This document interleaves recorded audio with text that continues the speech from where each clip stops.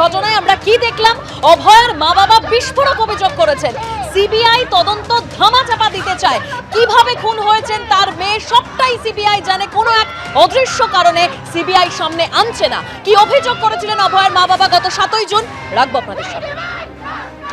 CBI বিক্রি হয়ে গেছে, কিন্তু কত টাকা কিভাবে সেটা আমরা জানি না। কি উদ্দেশ্য? সবকিছু জানে, কিন্তু কোনো একটা অদৃশ্য কারণে এটা সামনে আনছে না।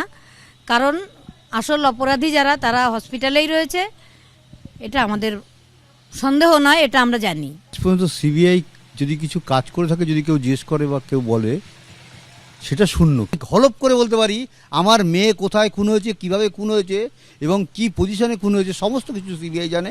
কারা কারা খুন করেছে সমস্ত কিছু সিবিআই জানে, কিন্তু সিবিআই প্রকাশ্যে আনছে না। মেয়ের মোবাইলটা আজকে 10 মাস ধরে সিবিআই খুলতে পারেনি। সিবিআইও তো আপনাদের সঙ্গে এখন আর কথা বলে না। কথা বলে না। প্রয়োজন হলে সিবিআইয়ের বিরুদ্ধে মামলা করছি এবং সিবিআই শাস্তির দাবি করবো এরপরে কোর্টে।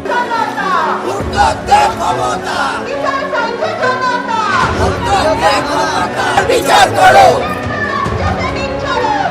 তোমার বিচার করো,